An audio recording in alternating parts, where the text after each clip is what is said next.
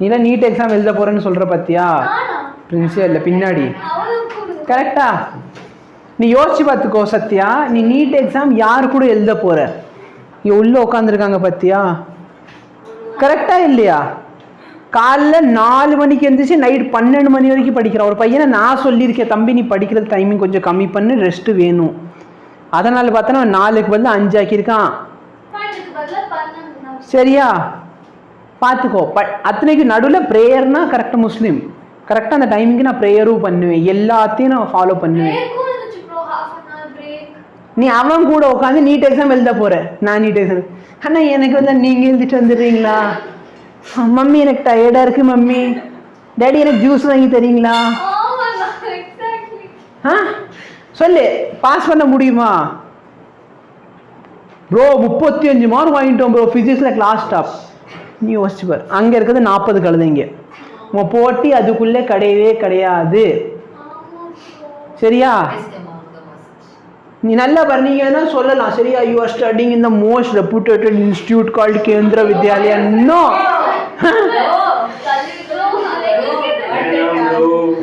நல்லா வரது உன் மனசுல பார்த்தனா மோஸ்ட் ரெப்யூட்டட் நீ ஒன்ஸ் ஸ்கூல்ல இருந்து வெளியே வந்துட்டனா உன் ஐடென்டிட்டி வந்து உன்னோட பேரு உன்னோட மார்க் மட்டும்தான் கேவி டிஸ்ட்ரிக்ட் சரிப்பா சார் சர்டிஃபிகேட்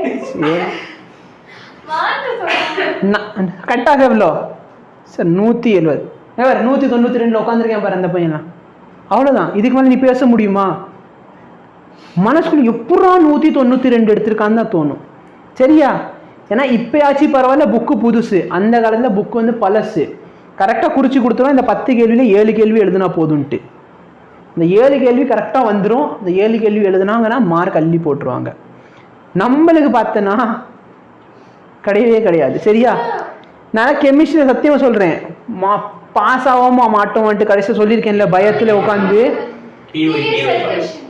ஆக்கா சொன்ன இந்த 150 ஈக்குவேஷன் படி 3 நாள் பைத்தியமே பிடிச்சிருக்கும்னு நினைக்கிறேன் 150 ஈக்குவேஷனை வாழ்க்கையில் மனப்பாடம் பண்ணதே கிடையாது 150 ஈக்குவேஷனை மனப்பாடம் பண்ணிட்டு போனேன் சரியா கொஸ்டின் எப்பவுமே எப்படி கேட்பான் இந்த வேல்யூ பிளஸ் இது கொடுத்தா உனக்கு இன் பிரசன்ஸ் ஆஃப் இது என்ன கிடைக்கும் ஏதாச்சும் ஒன்றை மட்டும் ஃபில் இன் த பிளாங்க்ஸ் மாதிரி கொடுத்துருவான் சரியா ஃபில் இன் த பிளாங்க்ஸ் மாதிரி கொடுத்துருவான் அப்போ ஏதாச்சும் 2 பார்த்தோன்னா 3வது தானாக கிளிக் ஆயிரும் சரியா இதுதான் கிடைக்க போகுது அப்படின்ட்டு உட்காந்து ஈக்குவேஷன் ஃபுல்லாக மனப்பாடம் பண்ணிட்டு போயிருக்கேன் எக்ஸாம் ஹாலுக்கு வெளியே வந்தப்போ எனக்கு மனசில் ஒரு சந்தோஷம் நம்ம வந்து பாஸ் பண்ணிடுவோம் 2 பிரச்சனை எல்லா ஃபிசிக்கல் கெமிஸ்ட்ரியில் கொஸ்டின் எல்லாத்தையும் கரெக்டாக சால்வ் பண்ணுவேன் அந்த வருஷம் வந்த ஒரு கொஸ்டின் என்னால் சால்வ் பண்ண முடியல ஆக்டிவேஷன் எனர்ஜி வந்து வச்சு ஒரு கொஸ்டின் சரியா 13 மார்க்கில் ஒரு 2 மார்க் போயிடுச்சுன்னு ஒரு பிரச்சனை 3 நாள் பைத்தியம் மாதிரி வாழ்க்கையில் மக்கப்பே பண்ண தெரியாது நான் உட்காந்து பைத்தியம் மாதிரி 3 நாள் உட்காந்து மக்கப் பண்ணியிருக்கேன்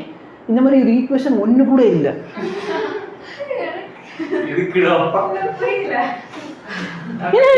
எனக்கு என்னன்னா இது எப்படி வருஷம் 2 ஈக்குவேஷன் கேக்குறீங்க நான் வந்து போய் கேட்கல ஆகாஷ்ட போய் சொல்றேன் ஏண்டா மனப்பாடம் பண்ண ஆன்சர் வரும்னு கேள்வி கேட்பாங்க நீ எங்கடா அப்படின்றேன் அதான்டா முதல் 2 கொஸ்டின் எங்கடா ஈக்குவேஷனை காணோம்டா பாடுறாங்க when silver film is kept in presence of fill in the blanks எங்கடா என்னடா கேட்டீங்க எதடா கேள்வி மாத்துறீங்க புரியுதா அப்ப நல்லா பார்த்தீங்கன்னா அவ்வளோ கஷ்டப்பட்டு ஒரு பிரயோஜனம் இல்லை நம்ம கஷ்டப்படுறதுக்கே இன்னும் ரெடி ஆகுது நம்மளுக்கு இது வலிக்குது அது வலி இன்கம்ப்ளீட்னா எல்லாருக்கும் வர்றதுதான் பாப்பா சரியா அதெல்லாம் உட்காந்துக்கிட்டு நீ கிளாஸ்ல ஒழுக்கமா உட்காந்து எழுதுனா ஏன் இன்கம்ப்ளீட் வரப்போகுது மேத்ஸ் சார் உனக்கு ஹோம்ஒர்க் கொடுக்குறாரு மேத்ஸ்ல ஒரு கொஸ்டின் விடாம ஒரு கொஸ்டின் நடத்திருக்கேன்னா இல்லையா அப்ப எப்படி அந்த கொஸ்டின்ல நீ வந்து ஹோம்ஒர்க் கொடுத்தோன்னு பெருசா வாய் பேசுற 1/2 மணி நேரம் ஆகுமா போட்டு பாக்குறதுக்கு அப்புறம் என்ன உங்க வாழ்க்கையில பிரச்சனை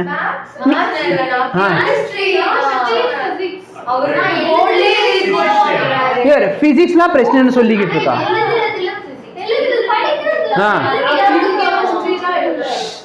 பிசிக்ஸ் வந்து நீ யோசிச்சு பாரு நான் நடத்திடுறேன்னா அவர் நடத்துறாரு மனுஷன் நல்லா தான் நடத்துவாரு ஒரு பிரச்சனையும் இல்லை அவர் டீச்சிங்ல நல்லா தான் நடத்துவார் சரியா அப்போ நீ உட்காந்து நோட்ஸ் எழுதுறது பார்த்தனா நீ எழுதுகிற நோட்னு சொல்லி நீ வச்சுக்கலாம், அதை தெளிவாக எழுதுனா.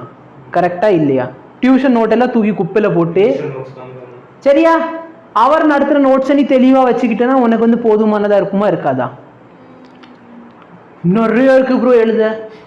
ஏன்னா ஒரு மனுஷன் வந்து ஒரு ட்ரையாங்கிள் கொஸ்டின் 1.5 மணி நேரம் நடத்துறாரு, நான் டைரக்டா ஆன்சர் சொல்லிட்டு போவேன்.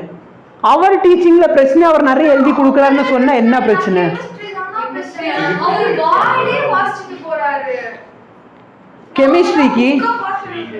கெமிஸ்ட்ரிக்கும் கோர்ஸ் பர்ச்சேஸ் பண்ணி கொடுத்தாச்சா? வீடியோ இருக்கா? யூடியூப் வீடியோஸ் அவைலபிளாக இருக்கா இல்லையா? பார்க்குறதுக்கு என்ன வலிக்குது? இன்றைக்கி ஒரு நாள் ஃபிசிக்ஸ்னா நாளைக்கு ஒரு நாள் கெமிஸ்ட்ரி பார்க்கலாமா இல்லையா? காலையில் உட்காந்து மேத்ஸ் பார்த்தா அடுத்த நாள் காலையில் பயாலஜியோ இன்னொரு சப்ஜெக்ட் பார்க்கலாமா இல்லையா? 4 மணிலேருந்து 6 மணி வரைக்கும் ஒன்றும் வேலை கிடையாது, பண்ணலாமா இல்லையா? இங்கிலீஷ் மேம் எப்பயாச்சும் ஒரு நாள் கொடுத்தாங்களா 2 பக்கம் எழுதி கொடுக்க சொல்லுவாங்களா? அந்த 2 பக்கம் எழுதுறது கொஞ்சம் என்னடா பிரச்சனை தான்.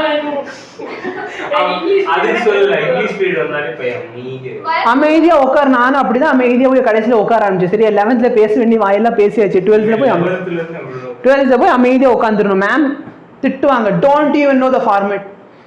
வருஷம் இருக்கிறது அதே லெட்டர் ஃபார்மேட் தானடா. 10th அதே லெட்டர் ஃபார்மேட் தானடா எழுதிட்டு வந்திருப்பேன். ஆகாஷ் அதே லெட்டர் ஃபார்மேட் தான் எழுதியிருக்கான். அது எப்படி என் நோட்ல வரப்ப மட்டும் நியூ லெட்டர் ஃபார்மேட் வந்துருச்சு? Yes ma'am. என்னடா சொல்லு. இந்தா நீ கொஸ்டின் சால்வ் பண்ணு. இது பாரு எவ்வளவு ஆர்வம்.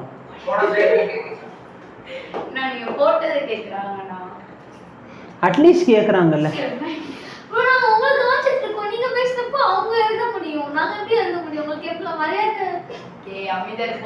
எனக்கு எது தெரியுமா நீ கொடுக்குற மரியாதையே? டியூஷன் விட்டு வெளியே போயிருக்காது.